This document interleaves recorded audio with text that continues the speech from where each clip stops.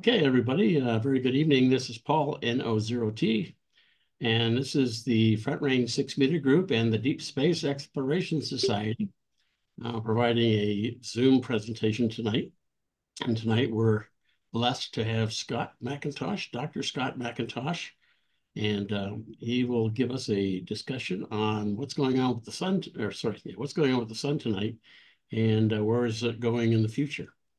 So with that, I'm going to let Scott take over. Hey, Paul, and thank you. It's a great privilege to be here for my 45th presentation. Well, it seems that way at least. So, I haven't bored you all yet, maybe. So, we've been doing this for quite a while. I was looking back over my notes, and I know I always kind of start like this, but yeah, we've been tracking this thing together for quite a while. So, let me try and give you an update. So, I have as we said in the prelude, recently changed jobs. So my lap. Sorry, I hit the wrong button here. You have to unmute yourself. All right, I got it. All right. Apologize. No. It's all good. So I've only got about half of my diagnostics up and running. So because anyway. So I do have some relevant and potentially interesting things to show you. So maybe something's kind of stop the press, maybe. So let's see if I can remember how to do this. I got to get into my thing. How is that looking? Can everybody see that? Yeah, it's Yeah, it's coming through. All right. So my last presentation to you guys in March seems like a lifetime ago. It was actually a job ago, but it seems like a lifetime ago. We were talking about being on final approach to solar maximum, and yeah, now we might be passing solar maximum, right? Could be controversial. But You're going to say that past solar maximum is just a way of life, right? So anyway, we'll get there. I'll try and justify that a little bit later on. But anyway, I was with NCAR and now I'm with a company called Lynker that's based in Leesburg, Virginia.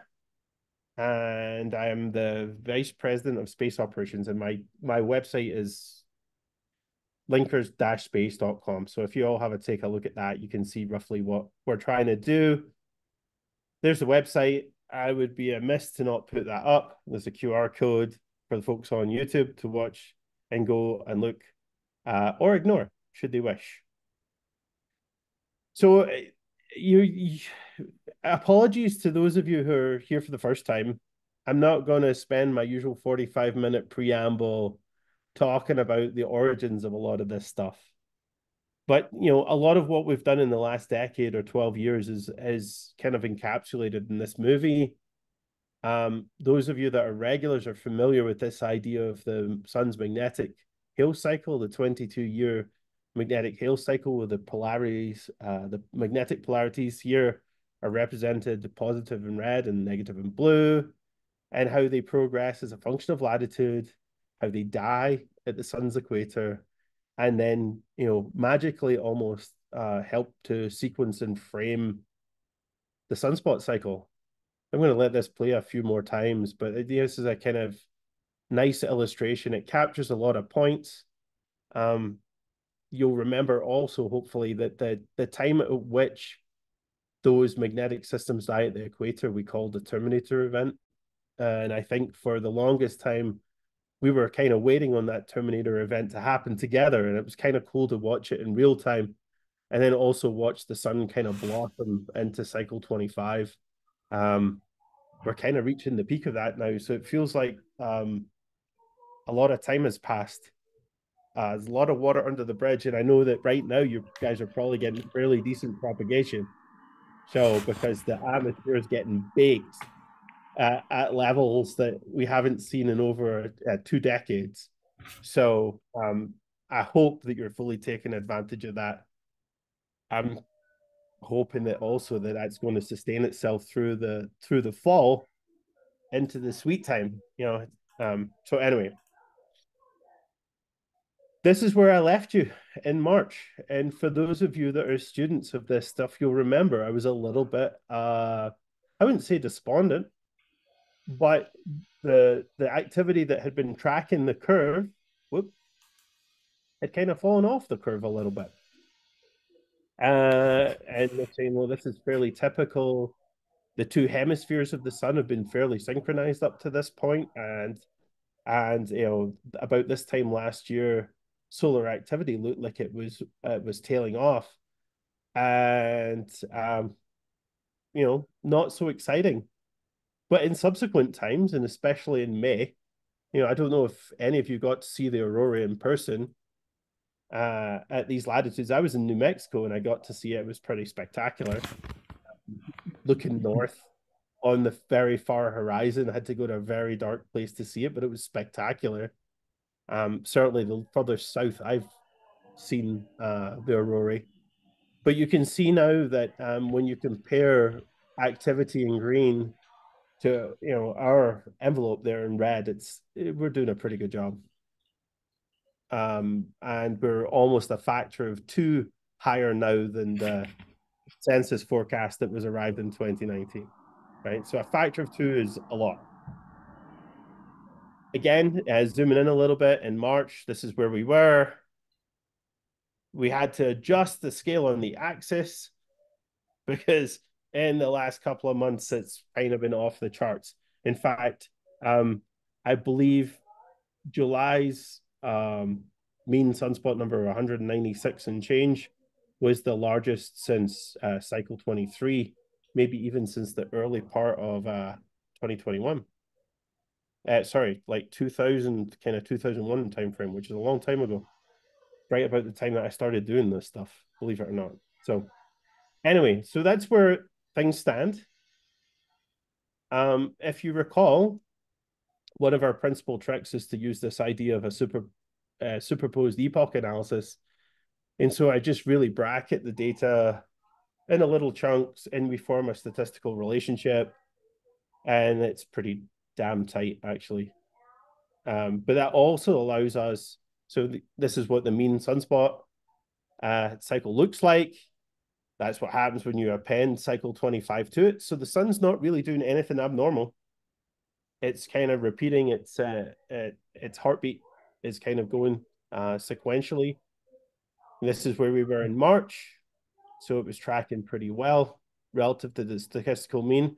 And now we actually have something above 1 sigma.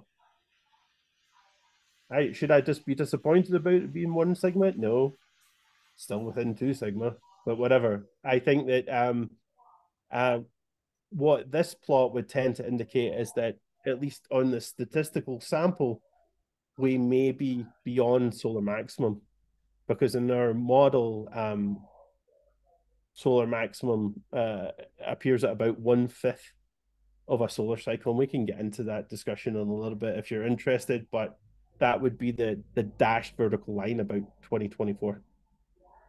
When would that be? That would be maybe March or April. For those of you that are interested in F10.7 as a proxy of propagation in the upper atmosphere, we could do the same analysis. You'll remember this plot. I think the last time we were musing heavily, and I do read the feed, so I don't want to go all PhD level on you guys. So we were, we were musing about the double peak in the statistical. If I go back and look at the sunspot number, it's not double peaked, but the statistical model of the F10.7 is, and that's a little bit interesting. Actually, it's a lot interesting, because if you look, the second peak is actually higher than the first peak. Statistically, and this is a sample that goes back to 1947, so 80-ish years, or not quite 80 years. There's the progression of the data. So the red data is the daily values, and really what we're comparing to are the blue curves. The blue curve, which would be the monthly average. There it is today. Again, it's above the 1 sigma value. I'm not overly distressed about it, but I will say that this model is 80% accurate since we froze it, which is pretty good. I don't know what to compare it to historically. there may not be anything. So as of August 2024, we're almost off my scale, and I'm going to need a bigger. Am I going to need a bigger boat? No, I'm going to need a bigger axis. Right. So next time you see me, it'll be a bigger axis, I hope. Or if this phase is right, then maybe we're just a little bit beyond maximum and we're on the cruise phase down the way. But for you guys, that's great. The atmosphere will bake nice and steadily. And although there'll be much more maybe auroral interference because of the larger, more complex geomagnetic storms that you typically get in the declining phase. For those of you that remember the last time, the other thing that we were tracking is timing. And there's a couple of proxies of timing solar maximum. One that's kind of popular in the literature is this whole idea of the sun's polar magnetic fields flipping. So the sun's polar magnetic fields reverse every 22 years. They flip sign every 11-ish years, but they completely reverse every 22 years. And when it crosses zero and goes through, that's typically an indicator that we've passed solar maximum. So if you compare the upper two plots on this thing, you can see that, again, red positive, blue negative. There's actually the northern and the southern hemispheric poles there compared to the sunspot number. It also compares morphologically to some other things. So coronal structures and things like that all manifest the same behavior. Indicators were that we were in March, that we were on this cruise to solar maximum. This is the solar polar magnetic fields at the same time. So you can see that at the very end of the time series, it looked like it was crossing zero and heading off in the other direction, which is what we were looking for typically. But you recall that occasionally it teeters around zero for quite some time before departing. This is the plot as of July. Was it July 1st? I can't really see because of my window here. So, but if I look at today's, looks like it's departing from zero, which is an indicator that maximum may have passed. So if I go back, and this is something that's kind of hot off the wires, and I actually need to verify it, but you'll remember as part of our statistical analysis, we've looked at a lot of different kind of morphological shapes. And when you have a long enough time series of activity in the sun's atmosphere, and I should not play this so fast. Sorry. This is a host of all kinds of different diagnostics of structures on the sun and their evolution. We have sunspots, we have prominences, we have extreme ultraviolet bright points, we have the shape of the corona, believe it or not, as measured in the iron 14 1079 line. And they all exhibit this thing that we've called the extended solar cycle. In fact, we didn't dub it that, but we've just adopted the old language. And this is the big thing that basically unambiguously maps out the 22-year magnetic hail cycle. One of the things that's very prominent, if I can pause it. Yeah, let's see if I can show you this. All right. So remember the event we were talking about, this terminator event. Let me move this forward a little bit. All right. So I'm going to go here. So this terminator event happens when the old hail cycle gets to the sun's equator and dies. At the same time, at high solar latitude, so above 55 degrees, the sun's polar reversal process seems to start. That in this plot is exhibited by see that bright band that moves off from 55 degrees towards the polar regions. That's what we call the rush to the poles. It's part of the polar reversal process. You know, on my blue, red, white, and blue plot, it's marked as a white line because it's actually neutral magnetic fields. So it's actually the zero line that you're tracking. And then all of a sudden, when you get to solar maximum, that polar coronal hole is now completely filled in, right? So all of that evolution at high latitudes is gone. That's pretty much when you've reached solar maximum and you start now on the declining phase. So what we're basically looking for now, once we reach this phase, is that we're actually going to start identifying the Hale cycle that's associated with sunspot cycle 26. So we're already at the point where we're going to leave 25 behind and start trying to track 26. Because why? Because that tells us what's going to happen in the next decade, maybe. So on top of now validating 25, we said that cycle 26 would be visible almost immediately after solar maximum. And then we can start tracking both the evolution of 25 and the structures that are going to be cycle 26 later this decade, right? So we should start to see new sunspots some point soon. So one of my colleagues published this the other day. So this is exactly the same analysis as we've done, but this is now using the internal acoustic modes of the sun. So just like geologists look for tremors and earthquakes, these people are called helioseismologists, and they use the sound waves of the sun to probe the sun's interior structure, and you'll see a lot of the same phenomenology. So you see the rush to the poles, you see the progression of the bands from high to low latitudes. Hold on. All right, sorry, that was my son coming to pay a visit to me.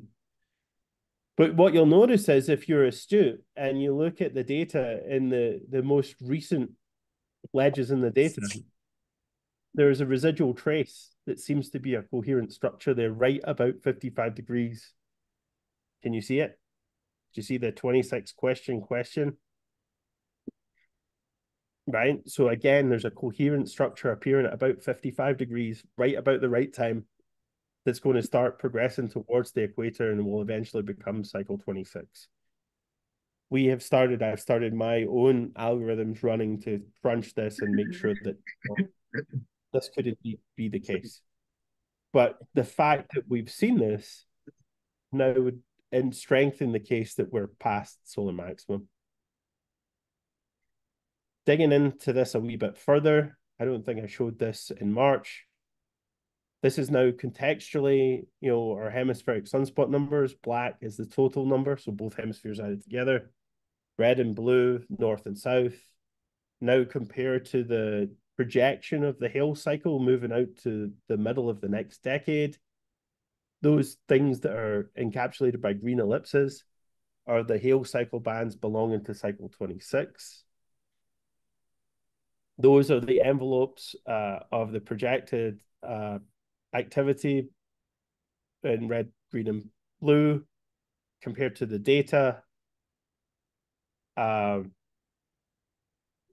of you, maybe none of you, will be speculating, and we can join the futures band and start to look at when the Hale cycle 25 will die. And if you start to project things out and you're worried about planning space missions in the next decade or any other things, or a host of other things, we're anticipating the death of the cycle sometime between 2031 and 2033. That's very coarse right now, but it will definitely become higher fidelity. And of course, if it happens in that time frame, it means that not only will cycle 25 be close to average, but that will be our starting point for a projection for cycle 26 also. But just for context, I showed some variants there. Blue is a very high cycle, would be something approaching cycle 19, and then something approaching cycle 24 for context. So it's a bit of a roller coaster ride there. But, this thing has a very weird habit of repeating itself. We've been tracking it for 104. We've been able to track it for 140 years statistically. Nothing that it's doing right now is surprising us. Although I will say that it's nice to have that upturn in activity again. So back to my thing. And Paul, I'm sorry, that was a very short update, but I have time for questions. Yeah, that would be great. I'm sure there's a lot of questions going on here, and I know that the activity when it, I think we had I thought we had a sunspot number of, was it 330, or did somebody The daily number got up there. Yeah, the average number for July was just short of 200, which is the biggest in 20 years. Yeah, yeah, and it's going to be way over 200 this month already. The sun could switch off tomorrow and the average would still be above 200. That's how that's how booming it is right now. I can throw that plot up, I think. yeah. So why is it booming so much now? If the if the if the two lines are crossing, the red and the black are going apart, why is it It's going so crazy now? it's because we're probably in the middle of one of these. So, I haven't really got into this much in the past, but we can talk. I'll set something up for my next talk. These are the weather systems. So this is the Rossby modes. So the magnetic bands don't live in simple isolation. The rotation of the star makes them also unstable, and so you get just like the Gulf Stream or the jet stream in the Earth's atmosphere, it wobbles, right? And so this guy's a big magnetic thing that wobbles, and it has more buoyancy than the atmosphere around it. And so what it does is it periodically causes more spots to emerge, right? So there's a on top of this decadal scale pattern from the Hale cycle, the rotation of the sun also drives sunspot production. And so what you're seeing here is that this you can kind of see the modulation earlier in the cycle. You see this kind of 1 year period. If I go back to earlier time frames, I don't really have a great visual of it. Oh, you can see it in here. See these wobbles in each hemisphere? They go up and down and up and down. They're not always in phase with one another, but those are the same. Those are the same things. They're what we've identified as Rossby modes in the sun's interior that drive excessive magnetic field emergence. So we're probably seeing an amplification. It's probably sitting right around the red line, but you're seeing an amplification and it'll go up for another couple of months and then come back down again. So we might have another couple of months of it doing this, but pretty much the 13-month random smoothed average thing that everybody wants to compare to will be right on the money. Okay, that's great. Well, I know we're getting a lot of activity, and it's getting pretty exciting. I'll let Frank ask. I'm sure Frank got a couple of questions there.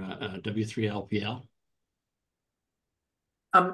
Yeah, Scott, Frank Hey, WB2BXL Frank. in Philadelphia. Oh, was there another Frank before I go on? Yeah. There's another one. There's Whiskey Three. Yeah, I'm here. Yeah. I'm here. There's there's a So, plethora of Franks. What do you call a collective of Franks? that's right. Unusual collective. So, Scott, let me just make a couple of observations. Yep. There's an interesting similarity to the hemispheric activity with this cycle and cycle 24. Cycle 24, if you recall, was a pretty modest cycle. But Yep. then towards the end, right around solar maximum, the southern hemisphere came to life, and it turned out to be a fairly good solar cycle, but only because the southern hemisphere came to life. Yep. And now this solar cycle is following a similar pattern where Yeah. the northern and southern hemispheres were pretty much in sync until about May or June. And Yep. now You're absolutely right. the northern hemisphere is starting to go to sleep, but the southern hemisphere has really come to life. And all this activity we're seeing now is southern hemisphere stuff. Yeah, predominantly. Yeah, Yep. they got out of phase. I mean, for one of the remarkable things, Frank, is for the last 4 years they've been tracking one another. So Yes. it's very unusual for it to be so symmetric, right? And so I pulled up this plot because it shows what you were talking about, right? You can see the peak in 2012 in the north, Yes. and then the 2 years that Yep. so it's entirely possible here, and the strongest signal indicating a maximum is passed is actually in the northern hemisphere. So the southern, it doesn't look, and I've got to verify this, but the southern hemisphere doesn't look nearly as coherent, so it might not be done yet. So yeah, we could totally see this, but I think one of the things that we don't include, because it's very difficult, there's a lot of long range interactions happening here, and there's intra and extra hemispheric connections, and I would say that even our model is like a kind of first order approach, right? So there's almost like there's a cycle going on in each hemisphere, right? So there's a one going on in each hemisphere, and then there's the ensemble, and we're still trying to figure that out. But I think you may be right that the southern hemisphere will peak, although in the last rotation the north has kicked up. So if you start to look at some movies of what's going on right now, it looks like the north's trying to catch up. So we'll see. The more the merrier. But if you look in the last solar cycle, that southern hemisphere peak lasted almost 2 years. Right, and we'd be delighted if you can make that happen again. I'll try. Yeah. No, I remember at the time being very concerned that in 2012 even that the South was just doing nothing, then all of a sudden it just took off. Yep. So you imagine how weak cycle 24 would have been if it hadn't been for the South kicking off. Yep. And so if the North actually does catch up, we're going to end up with a huge peak. We're going to be up in the 220s, 230s, 240s, Paul, and I'm going to be wheeling out the original forecast. Yep. Which you remember was, I think it was like 235. Yeah. Well, so, we're waiting for you, Scott. Well, I mean, that's, we did have a discussion the other day about whether we should put that on as the upper bound, right? So, because the upper bound is very conservative in this model. So we could put that on as a real upper bound and see, but that's the one that's almost up there with cycle 19. Right? So anyway, thanks, Frank. I did follow your messages in the thread when I read through it today. So yeah. Well, I have an article getting ready to be published in our amateur magazine QST. It'll be coming out in about 6 weeks. Oh, please send it to me. So I'll send you a copy of the pre-publication version that just came out today. Excellent. I'd love to read it. Thanks. Because I don't do any forecasting. I rely on you and others to do that. I just interpret that in terms of what it means for propagation in the ionosphere. Yeah. Good. I will leverage that too then. Okay, I'll send you a copy in a few hours. Thank you. Put a link to our Zoom, if you will, Frank, in your article, so that other people can see what we're seeing tonight. Sure. And then there's the other Frank. So Scott, you've attracted an audience at Antarctica, I see. Say hello to Dave. Is he upside down? Yeah, I think so. No, not upside down. Good day, everyone. Very interesting presentation. Interesting, Scott. We've been seeing enormous auroras down here. It's almost on a daily basis, and they've been very spectacular. When it's not a damn blizzard, which it is at the moment, it's horrible outside. But this is really interesting stuff. I've taken a few snapshots off this, and I'll show it to some of the other guys here. My other comtech's in another meeting, so he's missed it. Thank you very much. I've been doing some EME from down here on 2 meters and 23 centimeters, and looking through the aurora on 2 meters. If I aim the Yagi away from the aurora, it's about S5 of noise, and aiming it up towards the moon through the aurora, it's S9. So it's been very active. That's cool. I bet it's absolutely spectacular down there. So You know, you're starting to Yeah. see magentas and reds dancing across the sky are spectacular. Yeah. It's from north to south, right across, and it's this massive. You're looking straight up into the corona. It's just, it blows your mind. Yeah, you guys should be taking lots of photographs and selling them. Yeah, I did. I took plenty of photos. No, it's actually, please send some. I like to use Anyway, them for backdrops, but I really appreciate it. You're fulfilling one of my lifelong dreams that I never managed to do. So I had the opportunity to go down to Antarctica and I blew it. So oh, you would have loved it. Wow. Yeah, it took me 11 years to get down here. Yeah, my wife wasn't super keen about me being away over Christmas. Yeah, but I was a huge polar exploration nut when I was a kid. I read almost every book, so or everything I could get my hands on. Yeah, yeah. It's still pretty bad down here, but at least we've got heating and things aren't too bad. You get one shower a week if you're lucky. But going out in the snow, I'm the comms guy down here, and there's a field crew out many miles away by Haglan's, about 2 hours drive.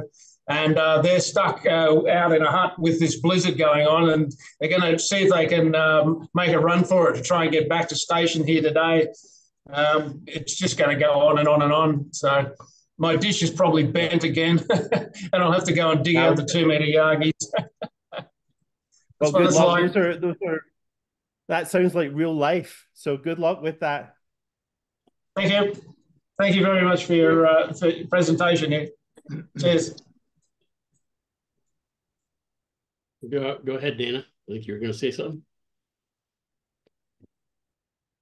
You're gotta unmute.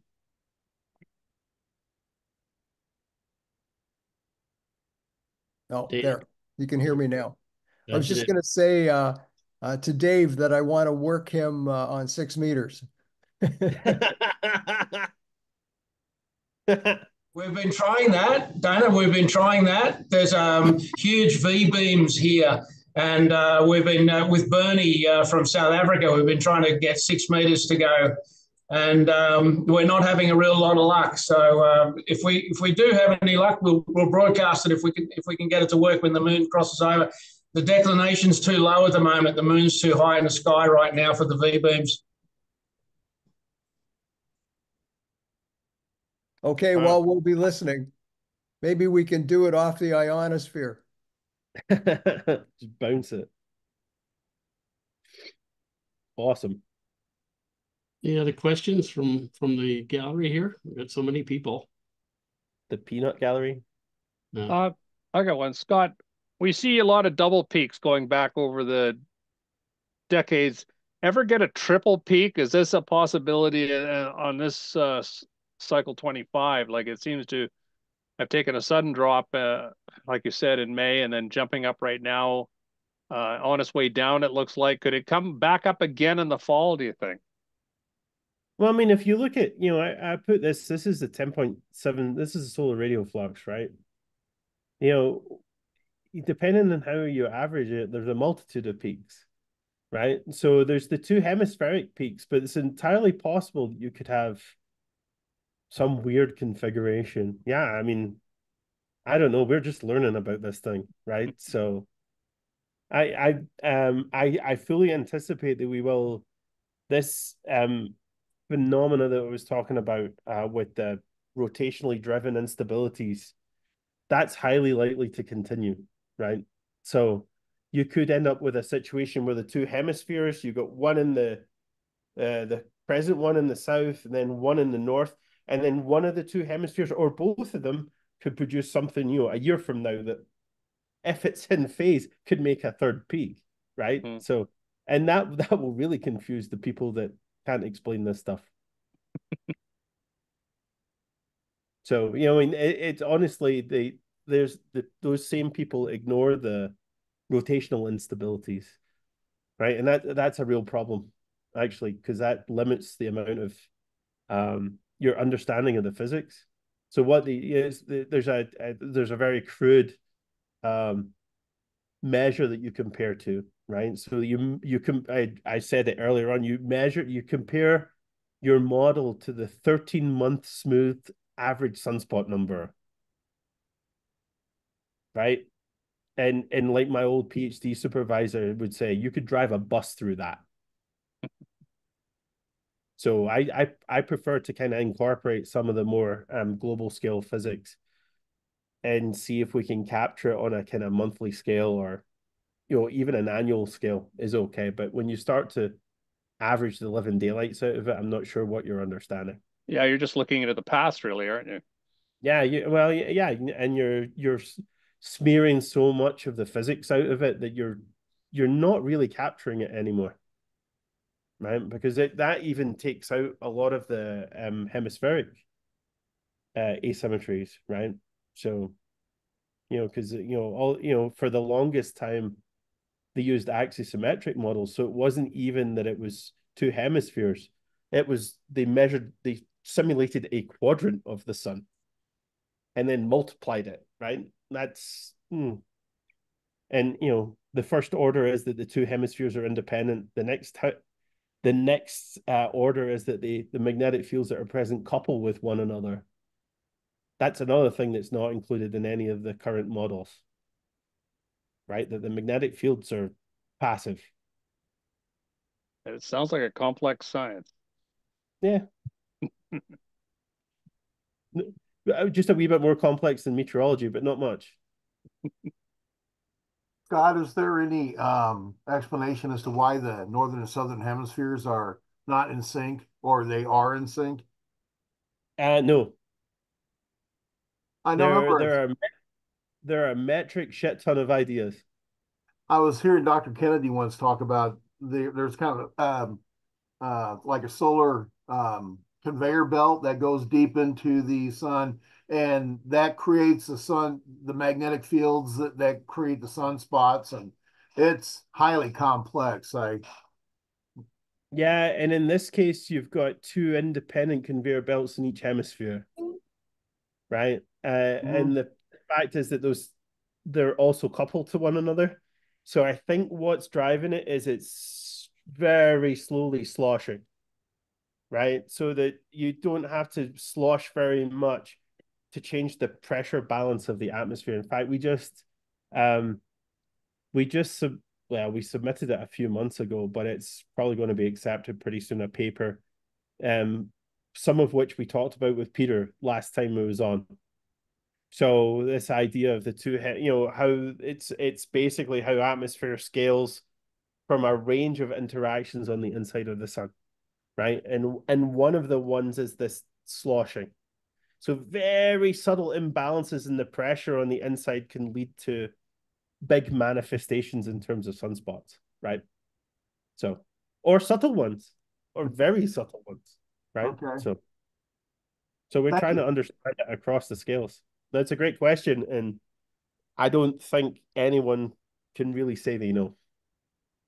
I appreciate it. Thank you. Hey, Scott, this is Rich, K1HTV. Have Hey, you Rich. talked to any other of the dozens of prognosticators, solar prognosticators, about your methodology, and what is there? Have you talked to any first? And if so, what do they think of it? And have they been won over yet, or do you know? First part of that question, no. Second part of the question, it's just luck. They consider that we're just lucky. You mean you're gonna have to do it again? And probably again.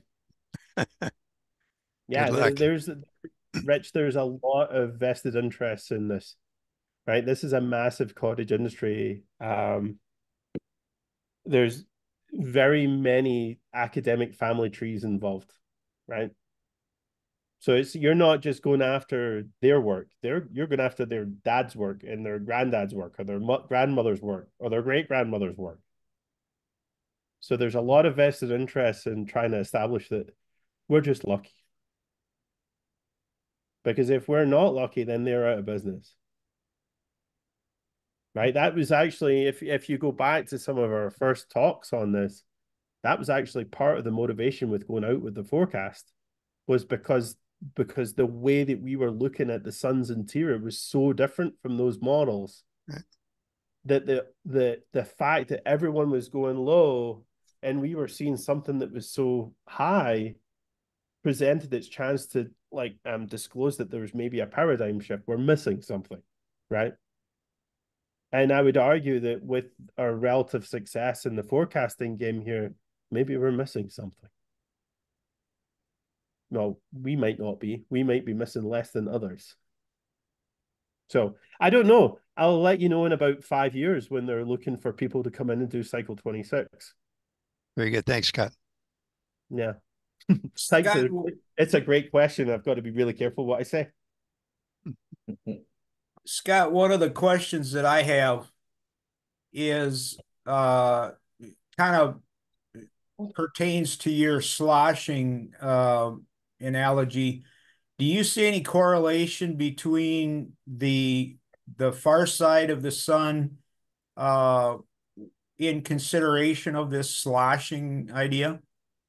I mean, if any of you have studied kind of global scale wave modes, you'll know that you end up with nodes and troughs in different places and they can become locked. It's just like, you get really ticked off when the weather pattern over your house locks for, it's the same every 7 days, right? And so the same thing can happen. In fact, this cycle, it seems like there's been more large scale activity on the backside of the sun, right? There's a quirk that we're seeing a lot of huge flares on the far side that we might have ordinarily missed, other than we've got solar orbiter back there, right? So yeah, no, it's all very intriguing, but it's a function of those global scale wave modes. We could be unlucky or lucky, and that wave node could be trapped with a peak on the front side.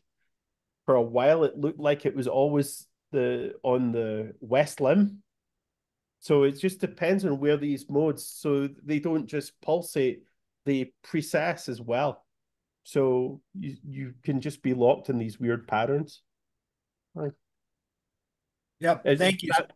Does that make sense? Yes, it makes total sense. That's kind of why I asked, is that, I from kind of paying attention to it, I saw so much activity, strong activity on the backside. I wondered if that, how that sloshing analogy played into it. Thank you very much. Also in the southwest quadrant, there is so much happening, all these X flares right at the southwest quadrant as they went over the limb for the past 6 months or so. All the time. Yep. Right. So yeah, no, it's almost like, but it's weird. It's how these, well, you've already figured out I'm a bit weird.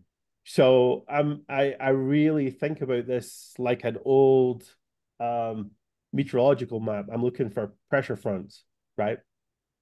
So on top of this magnetic pattern that we see here, there's a bunch of pressure fronts going on the inside, and it's the interface of the magnetic field and the pressure fronts is what we're seeing as sunspots, right? So it's kind of almost like you're seeing a squall line or something, you know what I mean? It's not quite like that, but I'm still trying to refine my language, let me say. Magnetic driven fluid mechanics. Yeah. And this is really, well, they call it magnetohydrodynamics. Mm-hmm. But the problem with magnetohydrodynamics is that it makes some like most areas of math, it's really an area of math, not physics. You make some pretty drastic approximations. Mm-hmm. Right? It's like everything. You've got to make an approximation to try and write it down as a mathematical formula. And this may be real plasma physics, right? So you've got every possible range of pressures, temperatures, and states of magnetism are present.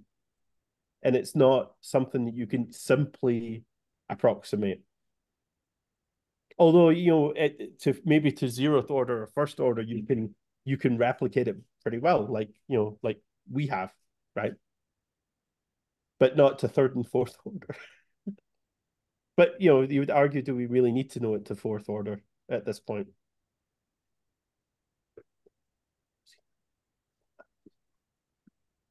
So anyway, I hope that answered your question. Yeah, yes. If you want to have some fun, you can look somewhere for some slowed down pictures of sessile drops, which is a drop of water on a hot skillet, and you can see the mode change, the mode shifts, And the which surface is what tension of the drop. yeah, well, it goes from one mode to another, so you can get from like n=3 to n=2, and then down to 1, and then up to 3, and I think this is exactly probably what's going on the two hemispheres, each one, and they're separate, well, like they are on the Earth, actually meeting at the ITCZ. So Yep. the sun is probably something you're, like that. You're right on it. That's we are trying to understand the sun in the context of global scale weather patterns, right? Yeah, I think that's right. And add to that rotation, right? So the rotation also Oh yeah, yeah, creates sure. these modes, right? So you get surface tension, you get pressure balance and imbalance, Exactly. and then on top of that, these rotational modes. So they're and then all of a sudden you get a nasty cross product with the magnetic field. Right. And that puts everything at right angles to everything else. That may be the answer to the question we were talking about earlier: is why is it peaking so much right now? Right? Yeah, You're seeing if you're switching from one mode to the other, you can get a lot of energy. Like if you went from n=3 to n=2, you would wind up with a lot more energy in the peaks as they rotate around. So that can easily happen, and that mode switching is random, unfortunately. Yeah. At least we hope it isn't. But there's some evidence that the magnetic field in each hemisphere has enough of a residual memory, so it doesn't make snap changes, but it evolves pretty quickly. And so one of the things we're lobbying very hard for is the ability to make these measurements all around the sun all the time. Right. Sure. So put a constellation of spacecraft so we don't have to guess, because once we start to observe where the nodes and troughs are, where the weather patterns are, chances are we can help to forecast. So you only get flux emergence where there's a crest, right? And so if you start where all the crests are, you know where all the sunspots are going to start to emerge, right? Right. Or at least think you can. Sure. So yeah, no, this could be really if you could accurately predict which mode it was switching to and begin to track the switch, it would be amazing. I don't know how fast it switches the modes, but take about a rotation to kick in, so about 28 days. Yeah. Oh well, maybe there's hope. Yeah. So no, that's exactly. Did you read my proposal? No. No, that's exactly what we're trying to do. But trying to come up with $4 billion to do it is kind of challenging. Well, yeah. First, you got to see it happening. Yeah, I agree. I mean, we got to see it, we got to understand it, and then we can forecast it. I think is the trick. I mean, we did have a window of time for 4 years where we had 360-degree coverage, and it was very obvious what was going on. We wrote a paper on this back in 2015 about this is why we're confident that it's Rossby-like modes that are present. Yeah. Right? It's exactly the same pressure variations that you see in the jet stream and the Gulf Stream. Sure, right? But then you throw in the magnetic field, and all of a sudden it gets fun, right? It gets really nasty. Yeah. When you talk to people that are experts in Rossby modes, and you tell them that these are magnetized Rossby waves, their heads just kind of explode. No, they won't be able to handle it. But it's kind of cool. It's a totally new area of physics, right? So. Oh yeah, sure. Thanks, Don. And one question here on on the messages is curious whether there's any interaction of gravitational pull related to planetary position Oh lighting up man. affecting the sun. Oh man. Probably. You think so? Uh, yeah, but what order is it? Is it seventh order? I don't think it's a prominent effect. Right. You know, you can't have those gas giants orbiting and not have some tidal effect, but it's not driving the sunspot cycle. The energy density from the tidal forcing is very small compared to rotation. The rotation of the star is freaking huge in comparison. I mean, it might be like 9 or 10 orders of magnitude different. Right. So yeah, it's there, but it's probably nothing. You could measure the sun for eons and not see it clearly. Yeah, gravity is considered a weak force anyway. So Yeah. Yeah. I mean, do you know where that idea comes from, Paul? In what way? It's because the average sunspot cycle is almost the orbital period of Jupiter. Uh-huh. Right? And so people think it's like tidally locked, but I don't know how you can explain magnetism by tidal forcing. It's a kind of falls apart. If it was just a fluid, maybe, but it's not. I don't expect we'll ever get a gravity wave coming off our sun at this point. It's not that big. Unless it implodes, then we'll get a huge one. Yeah, I don't know that we'd see it though. No, we'd be dead. Yeah, good stuff. All right, The radiation would kill us before we'd even know it happened. That's right. Any other questions from any of the other guys? There's a lot of people on. Somebody should have a question. Yeah, Paul, I've got one. Yeah, Scott, you talked earlier about how maybe some others in your community are doubting this. They're saying you got lucky, or you were guessing, or something like that. How many solar cycles of accurate? I'm sorry. I'm being kind in my own self-assessment. Yeah, I was wondering how many how many cycles of accurate predictions is it going to take before they accept your work? Because we're not theorists, it could be an infinite number. Right. And one of the things we've been trying to understand is what. It could be to do with the fact that the modeling is very crude, but the modeling does a very good job of representing what's going on. Right. And it's really not my job. I'm a observer by trade. It's not my job to develop the theory to understand what's going on. It's my job to point out that something's amiss. Right. Got it. And it's part of the scientific method then that people that are smarter than me come in and try and understand it theoretically. At this point, they seem not interested. Well, you had likened it to the meteorology aspect earlier. And in a lot of meteorology, they've got the spaghetti maps for tracking storms and predicting storms and stuff like that. Do you think that your work here will someday lead to predictions? I hope so. Yeah. I hope so. I think that when we get down to right now we're looking at it very coarsely, right?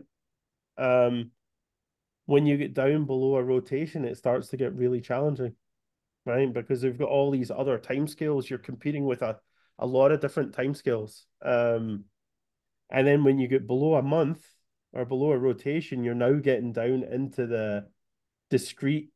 It's like I can kind of compare it to playing Kerplunk, right? So you've got a magnetic field thing over on, that could be 60 degrees away in longitude or latitude that is removed that catastrophically breaks you down, right? And so it's really when you're getting down to the point where you're trying to understand discrete events or forecast discrete events, it gets really tough. So no, I'll stay with my spherical cow approach to this for now. And hopefully refine it to start. I really want to try and understand the longitudinal structure that we've talked a little bit about tonight, right? So the peaks and troughs and understand where the various weather systems, where they're cresting and ebbing, right? So that's a kind of first step. Okay, thanks. It's a great question, though. Thank you. Anybody else? Yeah, Frank, WB2BXO here. Hey, Frank. I was wondering, and if other people want to say I'm wrong, that's fine. It seems to me like propagation just has not been as good as I would have expected for a sunspot peak this high. My first experience in a ham was as a ham was toward the tail end of, I guess it was cycle 20, the double the end of the 19 the double peak in 1972. And I remember working Alaska on 15 meters late at night with a really garbage antenna. And I just don't think we've had propagation that good yet. I think some people, including myself, have seen 10 meters dead all summer. I realize you know radio propagation is not the main thing you follow, but is it all the solar storms that are leading to perhaps poorer propagation than some of us might have expected for this point in the sunspot cycle? I mean, I think there's also the seasonal aspect of it, right? So in the fall, you're going to enter, those of us in the Northern Hemisphere are going to enter into that sweet spot, right? So there should be more. You should see more, but it could well be that there are fairly extensive geomagnetic disturbances with this. We're not just baking the upper atmosphere, right? So it's complicated. Scott, Frank, I think W3LPL can explain what happens in the summertime on the higher frequencies. He's talked about that quite a bit, Frank. Yeah, well, you'll see a paragraph that describes that in the article that comes out in QST. But I'm going to post that article on the front page reflector. Yeah, so you'll see that article tonight, and there's a paragraph that describes it. But Scott is exactly correct. The ionosphere is kind of at a first order level is driven by the sun and by the seasons. And the summer has some pretty tough aspects. And of course, now we're getting all of these disturbances as well. But wait till October. And I think we're going to see some spectacular propagation in October with these, with the high degree of sunspot activity, which is almost certain to continue till October and probably longer. And but there'll be some good days and some really bad days, depending on the geomagnetic storms. Hopefully, we'll see that triple peak. Wait till October. You want to see the triple peak? All right. If the triple peak happens, we can all do a dance together.